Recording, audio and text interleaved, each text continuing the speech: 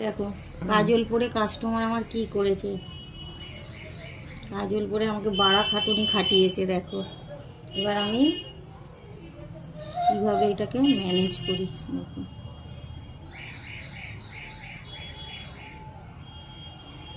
কাস্টমাররা কি ভালো, আমার ভালোবাসার মানুষের, হ্যাঁ ভালোবাসার মানুষের কিন্তু না খাটালে হয়।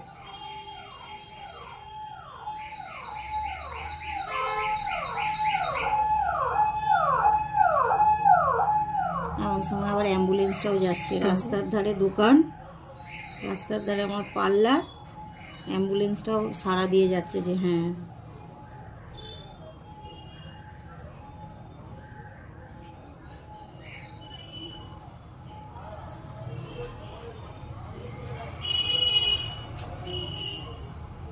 দেখো ঠিক একদিক, চোখটা তুলো, চোখটা তুলো।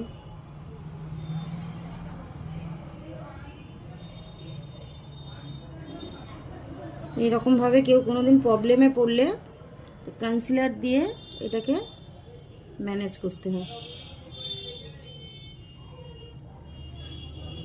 তো অধিকাংশ বিউটিশিয়ানরা প্রবলেমে পড়ে।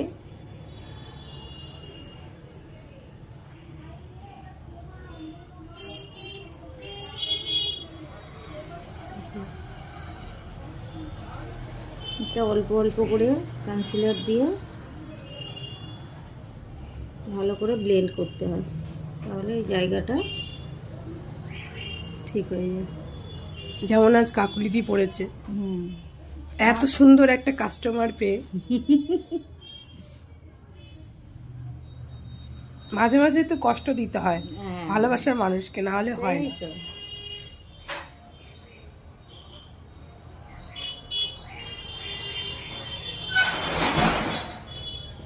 চোখের দিকে তাকাও, তাকাও না।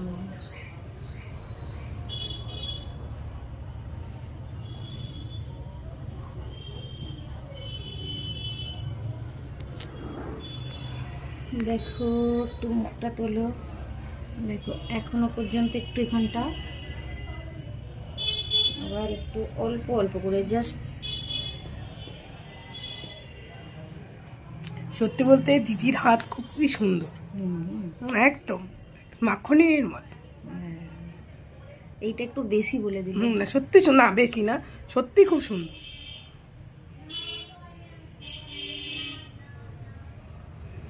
চেষ্টা করি ভালো করার, আমাকে টাকা দিয়ে আমার কাছে কাজ করতে আসবে না। এর আগেও করেছি, কিন্তু দিদির হাত সত্যিকারেরই খুব সুন্দর। মানে একটা ন্যাচারাল একটা লুক যাকে বলে, সেটা দিদির কাছ থেকে পাওয়া যায়। এক্সটার্নারি কিছু সে করে না, যেটা মানে আমাদের ন্যাচারাল লুক, সেই লুকটাই দিদি দেওয়ার চেষ্টা করে। দেখো আর বোঝা যাচ্ছে কি না? দেখো অনেক